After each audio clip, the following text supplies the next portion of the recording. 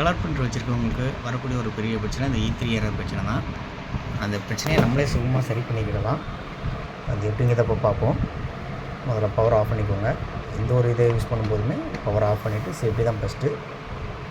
மாட்டிருக்க paper வெளியில் எடுத்துக்கிடுவோம்.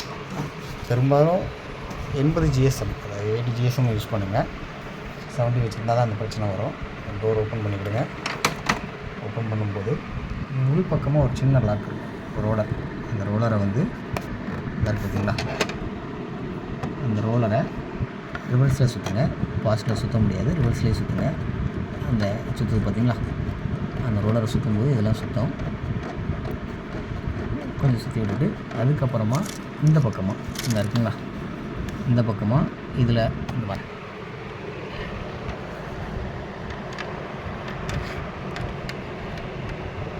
இதாக இருக்குங்களா, இந்த இடத்துல ஒரு ரோலர் இருக்கும். இதுதான் அந்த பேப்பரை தள்ளி விடுறது. அதை கொஞ்சம் கீழ்ப்பக்கமாக அமுக்குங்க. ஒரு சின்ன சவுண்டு கேட்கும். அந்த சவுண்டு கேட்டால் தான் லாக் ஓப்பன் ஆகிருக்குன்னு அர்த்தம். அது ஓப்பன் ஆனால் நம்மளால் ஃப்ரீயாக ரொட்டேட் பண்ண முடியும். அந்த ரொட்டேட் ஆகுது பார்த்தீங்களா, இந்த சவுண்டு கேட்டுச்சிங்களா, இந்த ரொட்டேட் ஆகுதா, ஃப்ரீயாக ஆகும். இது ரொட்டேட் பண்ணி முடிச்சுட்டு அந்த பெரும்பாலும் அந்த இதில் கோடு இருக்கணும்பாங்க. அந்த கோடு அதிகமாக இல்லைன்னா தான் பேப்பரை தள்ளுறது கஷ்டப்படும். அந்த ரோலரை மாற்ற வேண்டி இருக்கும். சில பேருக்கு அதில் கோடு போட்டு கூட யூஸ் பண்ணுவாங்க. சின்னதாக பிளேடை வச்சு கோடு போட்டு கூட யூஸ் பண்ணலாம். ஆனால் அப்படி பண்ணாதீங்க, சேஃப்டி கிடையாது. அப்போ இப்போ 80 GSM வச்சுக்கோங்க.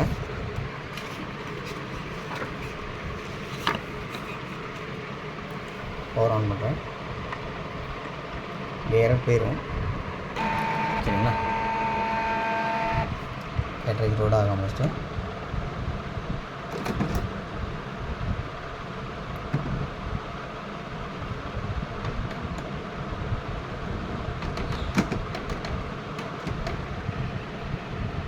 சரிங்களா.